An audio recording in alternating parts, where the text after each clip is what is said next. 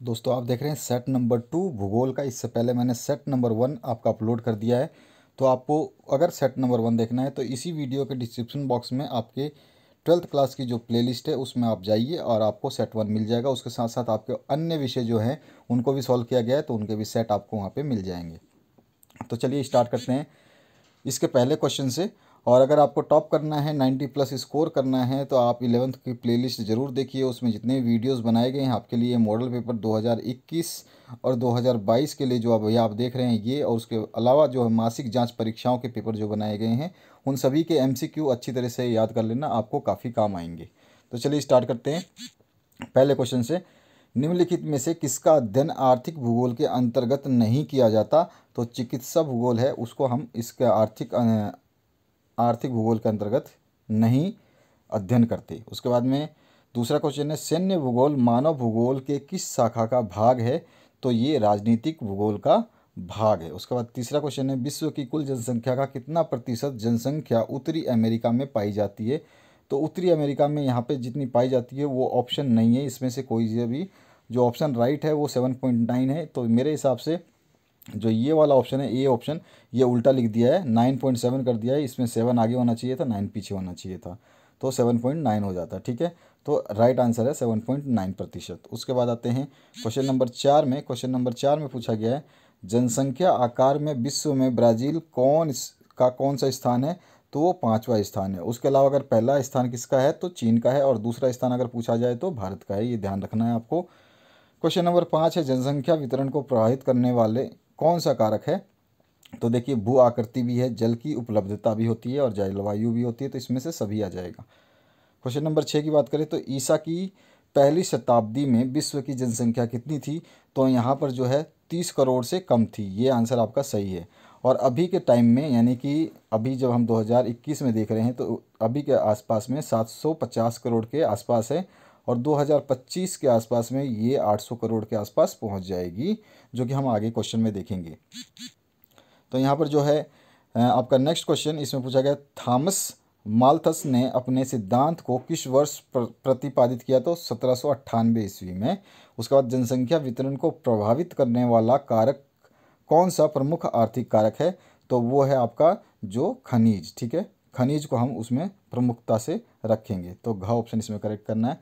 उसके बाद में आपका 9वां जो क्वेश्चन है, इसमें पूछा गया है, जन्म और मृत्यु के अतिरिक्त संख्या आकार को प्रभावित करने वाला कारक इसमें से कौन सा है? तो जन्म और मृत्यु के अलावा प्रवास है, उत्प्रवास है और अप्रवास है, ये सारे के सारे जो है क्या करते हैं? प्रभावित करते हैं। ठीक है, लेकिन अगर आप मेरे से पूछें, अगर एक्चुअल व्यू की बात करूँ तो प्रवास जो है एकदम राइट आंसर हो जाएगा, अगर हम केवल एक की बात करें तो। लेकिन ये सारे के सारे कारक होते हैं, लेकिन मेन कारक जो है प्रवास होता है। बाकी मैंने इनमें से सभी को सेलेक्ट किया है।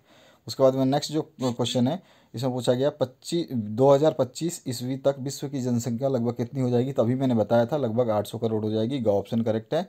उसके बाद में नेक्स्ट जो है 11वां क्वेश्चन, इसमें पूछा विश्व के कितने देशों का लिंग अनुपात प्रतिकूल है? तो लगभग 72 देशों का लिंग अनुपात जो है प्रतिकूल है, यानी कि स्त्री और पुरुष की जो है संख्या बराबर के आसपास है। और जो अनुकूल है प्रतिकूल है, मतलब आसपास नहीं है, और जो अनुकूल हैं तो वो लगभग 112 हैं। तो अगर आपसे प्रतिकूल पूछा है तो अनुकूल पूछ सकता है, तो अनुकूल जो है 112 है, ये आपको ध्यान रखना है। उसके बाद में 12 नंबर क्वेश्चन है, निम्नलिखित में से किस देश का आयु और लिंग पिरामिड घंटी के आकार का है? तो ये है ऑस्ट्रेलिया का ऑप्शन आपको इसमें करेक्ट करना है। 13वां क्वेश्चन है, विकसित देशों में कौन सी क्रिया सबसे कम की जाती है? तो प्राथमिक क्रिया, यानी कि कृषि कम की जाती है, जिसमें प्राथमिक क्षेत्र में आ जाता है आपका। इसके बाद में संकीर्ण आधार और सुंडाकार शीर्ष वाले पिरामिड किस तरह की स्थिति को दर्शाता है? तो ये निम्न जन्म और निम्न मृत्यु को दर्शाता है। ठीक है, ख ऑप्शन इसमें करेक्ट हो जाएगा। इसके बाद में 15वां क्वेश्चन है, निम्नलिखित में से कौन मानव विकास का स्तंभ है? तो समता भी है, उत्पादकता भी है, और सतत पोषणीयता भी है। तो इसमें घ आपका उपरोक्त सभी हो जाएगा। 16वां क्वेश्चन है, मानव विकास सूचकांक स्कोर 0.701 से 0.799 बढ़ रहा है कि बीच का स्तर क्या कहलाता है? तो उच्च सूचकांक, यानी कि बढ़ रहा है, तो ख ऑप्शन करेक्ट हो जाएगा। 17वां जो क्वेश्चन है, इसमें पूछा गया है, उच्च मानव विकास समूह में कितने देश सम्मिलित हैं? तो ये हैं कम से कम 53, ये ऑप्शन करेक्ट हो जाएगा। 18 नंबर है मानव विकास सूचकांक में भारत के किस राज्य का स्तर बेहतर है? तो केरल राज्य का प्रति व्यक्ति आय भी अच्छी है और आपका एजुकेशन भी अच्छा है। 19 नंबर है इनमें से कौन विन्यास के आधार पर ग्राम का प्रकार नहीं है? तो पशुपालक ग्राम जो है ये विन्यास के आधार पर नहीं है। इसके बाद में 20 नंबर क्वेश्चन है च्युइंगम किस वृक्ष से प्राप्त होता है? तो ये जेपोटा वृक्ष से प्राप्त होता है, घ ऑप्शन करेक्ट करना है। और रेंडियर कहाँ पाया जाता है? तो आर्कटिक और उपध्रुवीय क्षेत्रों में पाया जाता है, ग ऑप्शन करेक्ट हो जाएगा। 22वां है इनमें से कौन शीतोष्ण घास मैदान का उदाहरण नहीं है? तो जो मानसूनी प्रदेश होते हैं वो उष्ण घास के उदाहरण, शीतोष्ण घास के उदाहरण नहीं है, उसके मैदान नहीं होते हैं।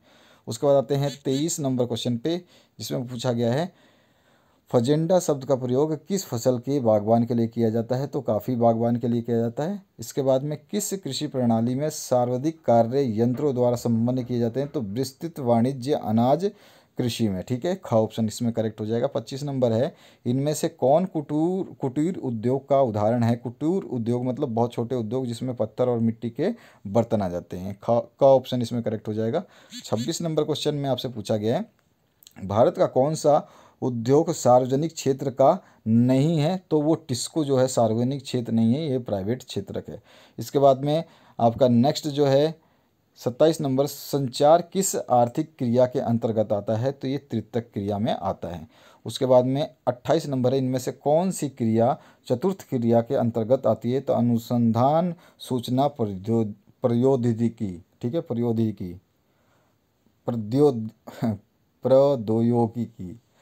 थोड़ा सा बोलने में भी कभी कभी दिक्कत होती है क्योंकि हम सुबह से शाम तक बोलते ही रहते हैं ना।